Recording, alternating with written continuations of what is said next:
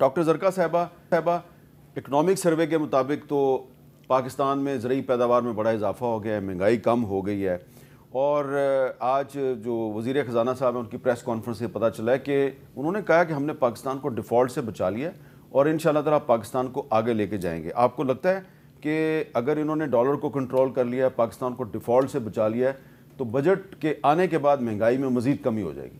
بہت شکریہ حامد میر صاحب. بات یہ کہ اتنی اچھی اچھی باتیں کرنی تو ان کو 30 سال کی ٹریننگ ہے، کوئی مشکل نہیں ہے ان کے لیے یہ باتیں کرنا. یہ اچھی اچھی باتیں کرتے رہیں گے، لیکن حقیقت تو ہمیں پتہ ہے نا، جو عام عوام میں رہتی ہے، جو جا کے اپنا سودا سلف خریدتے ہیں.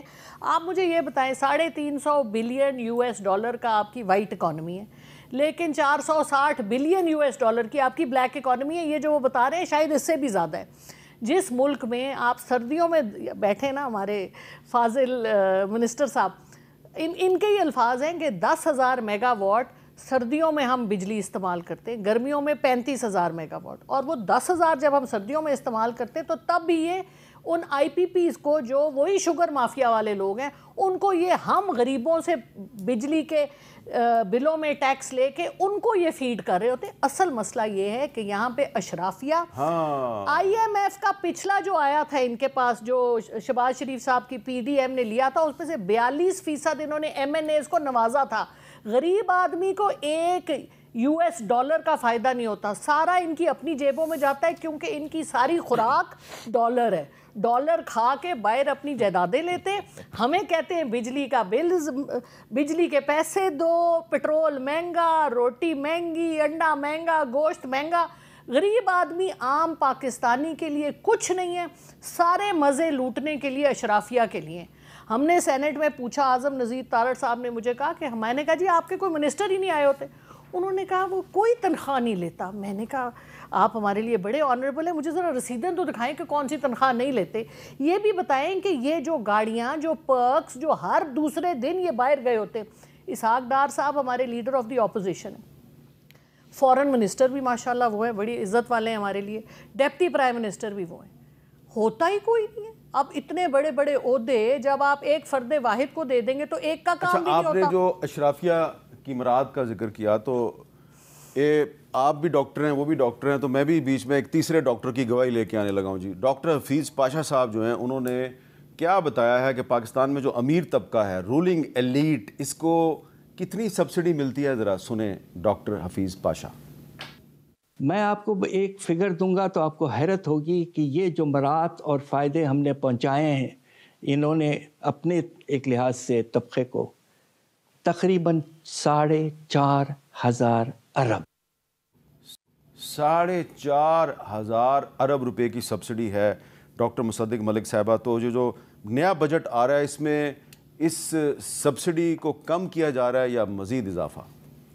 ایک تو میں ڈاکٹر صاحبہ سے عذرائے مزاح یہ گزارش کروں گا کہ آپ شوگر والوں کے خلاف تو بات نہ کریں نا. اتنے انہوں نے پیسے خرچے، بالکل خرچ کے جب پھاوے ہو گئے تو آپ نے ان کو کہا کہ اب یہ شوگر نہیں رہے، یہ شوگر سے شوگر مافیا بن گئے.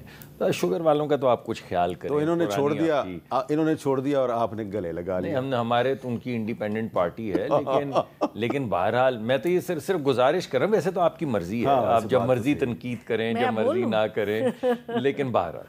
دوسرا یہ آئی ایم ایف کا تذکرہ، یہ بھلے سے آپ نے کر دیا. یعنی آئی ایم ایف کے حاضر سروس آدمی کو لا کے آپ نے اسٹیٹ بینک کا گورنر لگا دیا، حاضر سروس کو. ابھی وہ ایجپٹ سے نوکری بھی نہیں انہوں نے چھوڑی، رضا باقر صاحب. جی، اور ان کو لا کے یہاں پہ اسٹیٹ بینک کا گورنر لگا دیا. پھر قانون پاس کر دیا کہ اس کو کوئی ہاتھ نہیں لگا سکتا، اس سے کوئی پوچھ نہیں سکتا. پھر اسی گورنر کے ذریعے پتہ نہیں بھلے سے 4,000 ارب ڈالر، $4 بلین، 4,000 ملین ڈالر. آپ نے 4-5 بلین ڈالر جو ہیں وہ 100 لوگوں میں بانٹ دیے، کیونکہ کووڈ آیا ہوا تھا. تو آپ نے کہا کہ یہ امیر لوگ جو ہیں یہ بیچارے تو اس کووڈ کے تلے بالکل تل جائیں گے.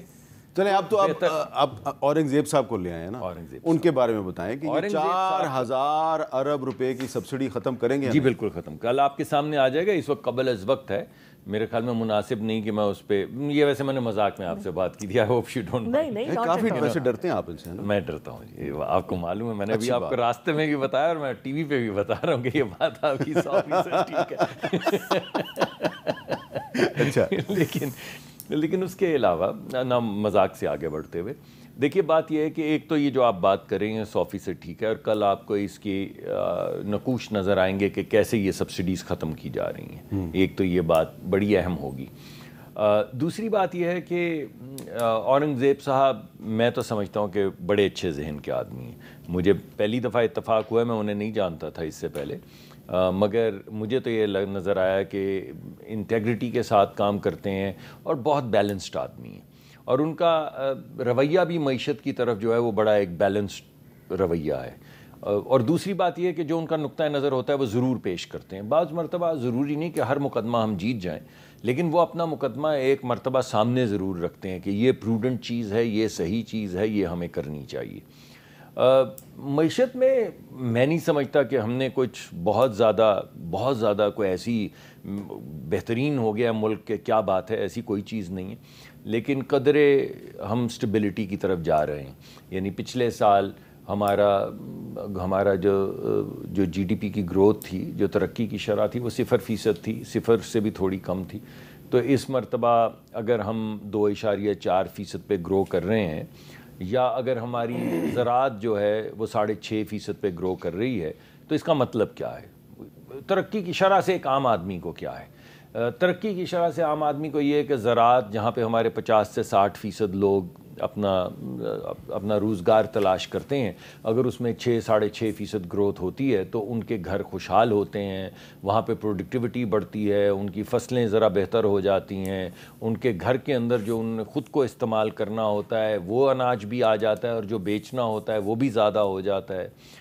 اسی طرح اگر آپ کی گروتھ اوور آل 2.4% ہوتی تو شہروں کے اندر بھی بہتری آتی ہے۔ ابھی ہمارا جو انڈسٹریل سیکٹر ہے، جس میں بالکل بڑی آہستہ گروتھ آ رہی تھی، یہ تیسرے کوارٹر میں میرے خیال میں کچھ 3.8%، تقریباً 4% اس کے اندر گروتھ آئی ہے۔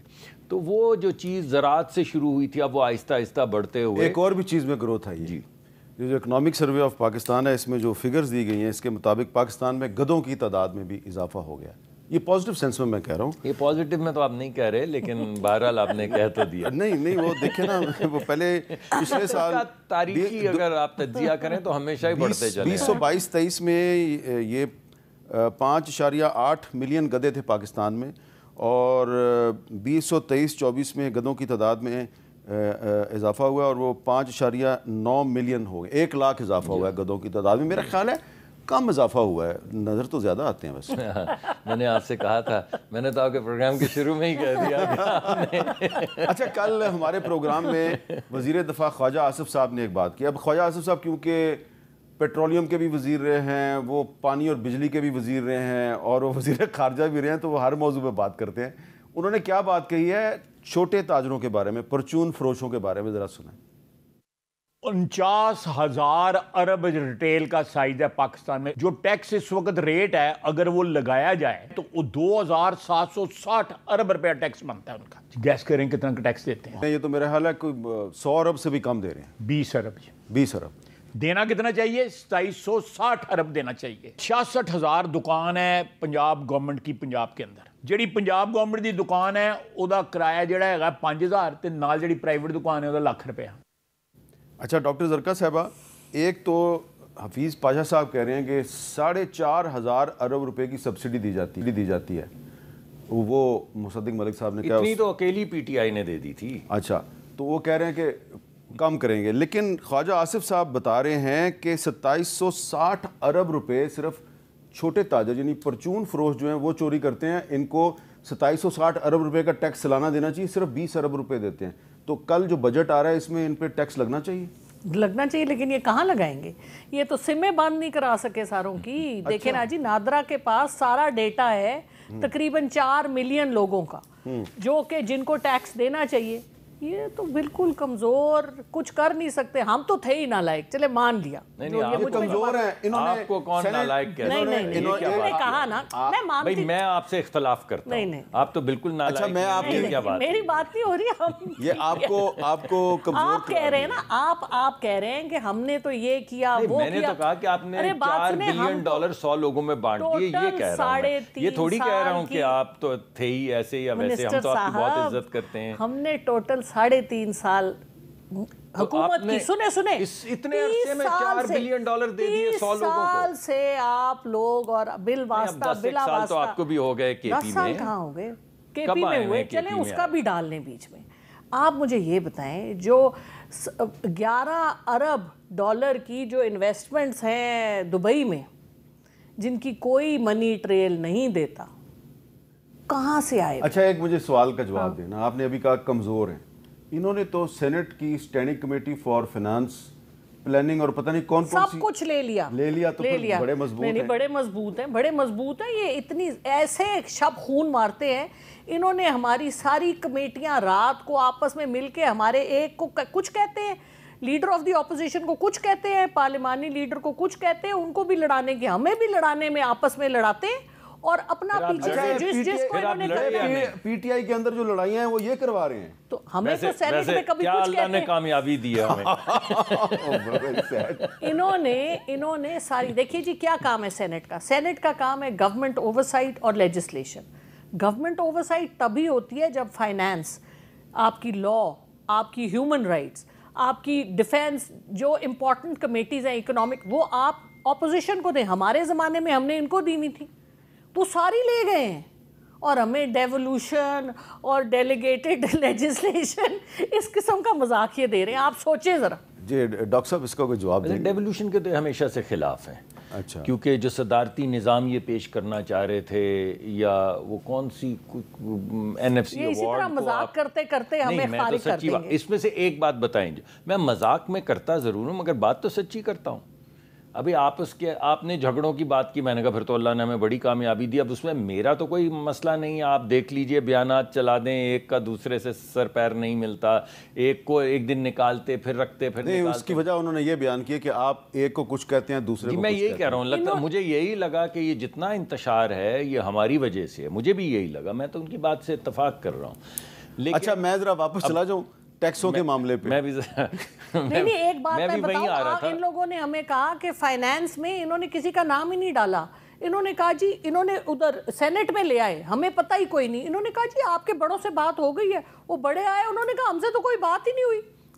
This is on the floor of the house. लेकिन बड़े कौन थे? आपसे बड़ा है शिबली कौन? को कहा इन्होंने। अच्छा, आपसे बड़ा है लीडर ऑफ द ऑपोजिशन। हमें तो सबसे पार्टी में, PTI में, सेनेट के फ्लोर पे आप दिखती हैं। ये तो आपकी, अब मैं क्या कहूँ, अच्छा है या बुरा है, नवाजी। नहीं, हम तो आज से वर्कर हैं जी PTI।